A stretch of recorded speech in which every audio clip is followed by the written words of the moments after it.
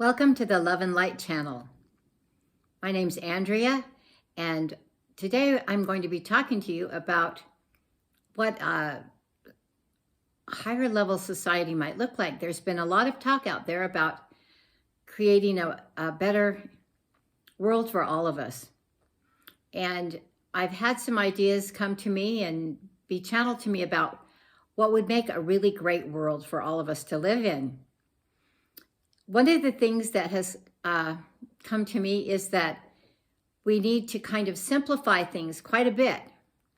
So that means that we would have a lot smaller government. We don't really need a large government. We need just community government for each of our communities. And if we created these communities, probably around 350 square miles, we could be quite interactive, but also pretty simple in our living, and we could take care of each other. One of the most important things about an ideal society would be that we are very responsible people, both to ourselves and to each other. And so that we look out for each other and look out for the best good of ourselves and each other, just the same. In an ideal society, one of the things to remember is that we need to show respect to everyone. Even if they might be different than us, we just respect all people, all cultures, all societies, and that we respect people for who they are and look for the good in them. Another important thing is to have empathy for others so that we care about how they feel and do things to help each other be well taken care of. Not just looking out for ourselves, but looking out for our brothers and sisters that we live around. Another thing that would make an ideal society would be good health. And if we had community gardens in these small communities, maybe serving about 5 or 6 houses, we could grow our own food, and it wouldn't be adding any kind of strange things into it, like hormones or GMO type foods that aren't really good for us. It would be grown by our own hands in our own soil, so we know where it's coming from. The same would go for dairy products and eggs and things like that. We'd have farms that would provide all those things for us in our small community. It would kind of be like what it was like back in time when we were just living off the land more and going to the market and using our horses for driving and getting places because they weren't really polluting like cars do today.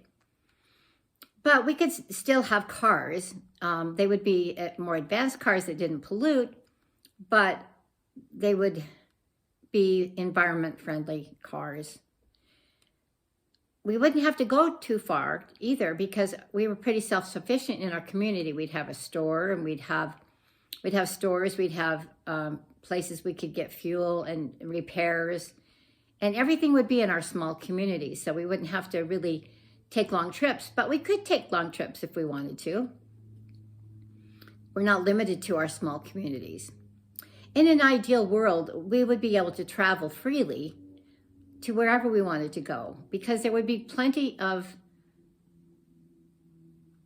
ways to get there, including flying there, and we would have healthy planes and things would just, if you wanted to go, you could go to 2 or 3 places a year if you wanted to. Education, one of the best educations we can have is to explore our world and explore different cultures. And so in an ideal society, we could have those trips each year. In an ideal society, we don't worry about money. There's enough money for everyone. And so you kind of have it would be kind of like a credit card, but you would have a certain amount of credit, but you'd also need to participate in your community in some way. It would be important that you made positive contributions, and there would be many, many different jobs just like there is today. There would be medical field and recreational fields and business fields and technology fields and schools and all sorts of different kinds of things, but these schools would be different kinds of schools than the schools we have today. There would be, there's some good things going on in schools, but there's some things that aren't so good going on in schools. We would get more into what's each child needs and each child's interest is. And if they were really good in the arts, then they would be able to explore those. If they were really good in business, they could explore that area. If they were really good in technology, they could explore that area. If they were really good at sciences, then they could, and engineering, they could go that direction. So you would have a lot of choices in these schools. As far as spirituality goes, there would be not really be organized churches per se. You could have those, but there would be a spiritual place on Sunday that you could go to and just kind of receive some uplifting things, listen to some uplifting music, share some uplifting stories, and explore the beauties of many different spiritual practices. It could be Zen Buddhism one time, it could be Christianity one time, it could be studying Hinduism. We would learn about all different kinds of spiritual belief systems and not force any of them on any of us. We would be able to explore them and take in the things that we would like about those religions that would work for us. But it would mostly be a spiritual serenity center where you could go to be around other people and build each other up and share and enjoy the beauties of each person.